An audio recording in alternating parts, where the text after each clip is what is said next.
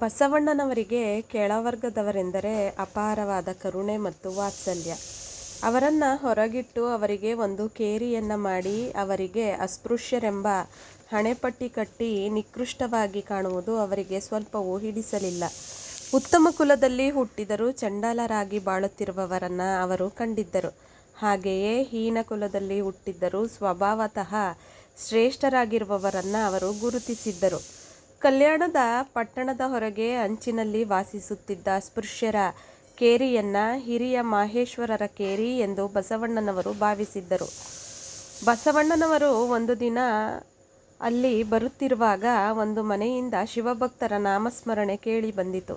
ಅದು ಸಂಬೋಳಿ ನಾಗೀದೇವನೆಂಬ ದಲಿತ ಶಿವಭಕ್ತನ ಮನೆ.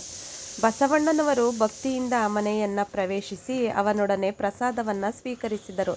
ಇತ್ತ ಅದೇ ಸಮಯವನ್ನು ಕಾಯುತ್ತಿದ್ದ ಸಂಪ್ರದಾಯವಾದಿಗಳು ಬಿಜ್ಜಳನ ಬಳಿಗೆ ಓಡಿ ಬಂದು ತಮ್ಮ ವರ್ಣಾಶ್ರಮ ಧರ್ಮವು ನಾಶವಾಯಿತೆಂದು, ಜಾತಿ ಸಂಕರವಾಯಿತೆಂದು ಗೋಳಿಟ್ಟರು. ಒಳಗಿದ್ದ ಬಿಜ್ಜಳ ಅಸ್ಪೃಶ್ಯರ ಮನೆ ಹೊಕ್ಕು ಬಸವಣ್ಣ ತನ್ನ ದರ್ಬಾರನ್ನು ಹೊಕ್ಕು ಅಪವಿತ್ರಗೊಳಿಸುತ್ತಾನೆಂದು ಹೊರಗಡೆ ಬಯಲಲ್ಲಿ ರಾಜಸಭೆಯನ್ನು ಏರ್ಪಡಿಸಿ ಬಸವಣ್ಣನವರಿಗೆ ಹೇಳಿ ಕಳುಹಿಸಿದನು. ಬಸವಣ್ಣ ಬರುತ್ತಲೇ ಬಿಜ್ಜಳನ ಕೋಪ ಧಗಧಗಿಸುತ್ತಿತ್ತು.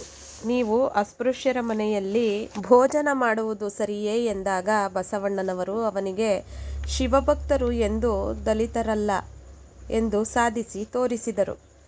ಮೇಲು ಜಾತಿಯ ಶಿವಭಕ್ತರು ಮಾಹೇಶ್ವರರು ಎನ್ನಿಸಿಕೊಂಡರು. ದಲಿತ ವರ್ಗದ ಶಿವಭಕ್ತರು ಹಿರಿಯ ಮಾಹೇಶ್ವರರು ಎನ್ನಿಸಿಕೊಳ್ಳುತ್ತಿದ್ದರು.